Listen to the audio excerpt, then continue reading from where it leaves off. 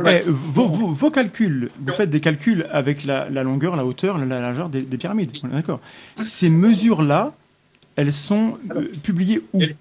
Elles sont publiées depuis 1925 au Caire par l'ingénieur anglais Cole, qui a donné pour base la dimension de 440 coudées et pour hauteur la dimension de 280 coudées. C'est de notoriété publique. Mais ça dépend de la longueur qu'on donne aux coudées. Mais évidemment. Oui, d'accord. Et quelles sont les coudées? La coudée qui est proposée par Jean-Philippe Loher suffira bien.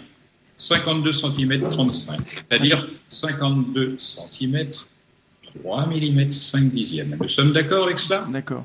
Mais du coup, tous les calculs que... Oui? Non, je continue s'il vous plaît. Ce qui m'étonne, c'est que personne ne fasse cas du fait qu'on donne une valeur de coudée qui est au millimètre pour des édifices géants 27 siècles avant notre ère. Ça veut dire qu'il y a une exigence de précision qui, moi, m'a heurté. C'est pourquoi je me suis remis à la recherche de qu'est-ce que c'est que cette coudée? Que vaut-elle réellement? Elle n'est précise que parce qu'on la compare à une mesure qu'on a précisément établie maintenant, qui est le mètre.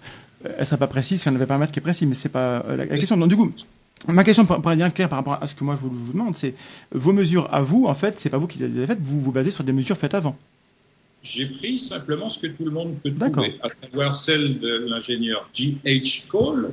Une fois de plus, il les a données et sont reprises par tout le monde, par tous les égyptologues, sans erreur, sans faute. Celle-ci exclusivement. Cependant, lui, il donne la valeur d'une coudée, sans tenir compte de l'hygrométrie et de la dynamique thermique locale, c'est-à-dire si on a des coudées de bois, elles varient, etc. Et vous, cette dynamique, vous l'avez comparée, vous l'avez étudiée? Thomas, j'y réponds. Vous allez au Louvre maintenant, et vous allez dans le département égyptologie, Dominique Vivant-Denon, pour ceux qui ne sont pas habitués à Paris, et vous trouvez une coudée qui est affichée à 52 cm,3. Ça suffit amplement pour tous les calculs que j'ai donnés dans le film. Ça marche? D'accord. Donc je me réfère à des choses qui sont concrètes et qui sont établies de la manière que tout le monde puisse les accepter. D'accord. Et quand vous parlez donc d'une précision au tiers de millimètre, comment vous l'avez établie? Alors ça, c'est lorsqu'on est allé filmer dans la chambre haute de la Grande Pyramide, nous avions emporté du matériel, c'est-à-dire quelque chose qui sert dans l'industrie actuellement, qui est la prise de dimension au laser. D'accord. Voilà.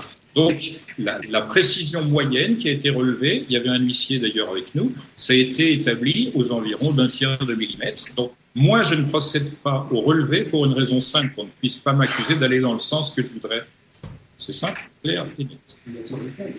Il y a d'autres valeurs qui sont celles de Jean Kérisel, par exemple, qui était quand même ingénieur général des ponts chaussées et qui a donné comme valeur prise dans la chambre haute 0 mètre 52,36. C'est-à-dire, là encore, on est dans du concret et en dixième de millimètre. D'accord. Alors, il faut bien se donner l'idée suivante, c'est qu'entre la proposition que je fais et la proposition officielle des égyptologues, la différence est de 1/10000000 en dimension et de 1/10000000 en proportion. Ça marche? Alors, ma question est, vos mesures dans la chambre haute au laser, c'est publié? C'est publié dans le film. C'est celle que vous avez retenue dans le film. Parce que pour publier un résultat de métrologie, vous devez savoir qu'il faut des résultats bruts, qu'on ait le QRG, qu'on ait la liste du matériel qui a été utilisé, il faut qu'on ait les preuves de raccordement au système international. Il faut vraiment les références du matériel qui a été utilisé. Est-ce qu'on a tout ça? Vous voyez ça? Ça s'appelle un livre sous forme de tapisserie. Donc, il y a 350 pages là-dedans.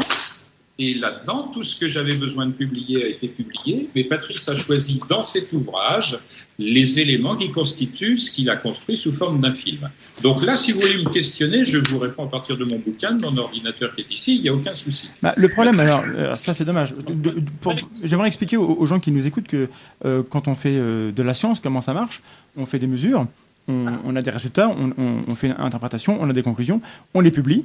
Mais on publie également les mesures. On publie tout, de manière à ce que les gens puissent recevoir ça, puissent lire, puissent critiquer, puissent vérifier. Or, votre livre que vous nous présentez là à l'écran, qui est très très grand et qui est très très beau, moi, j'ai pas pu le lire. Et je crois que personne, parmi ceux qui vous critiquent, n'ont pu le lire. Mais ne vous inquiétez pas. Tant qu'on a des problèmes juridiques avec ce personnage que je... Ça n'a aucune valeur comme argument.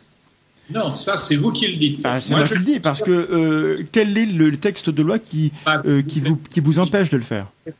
S'il vous plaît. Simplement, je vous dis que lorsqu'on a quelque chose qu'on ne peut pas faire paraître, il faut attendre le moment de la parution avant d'avoir une opinion. Qu'est-ce qui nous prouve que ça ne peut pas paraître?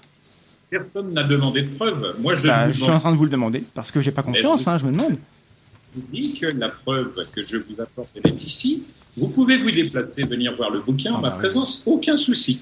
Je peux même vous afficher les pages des calculs si ça vous change. Mais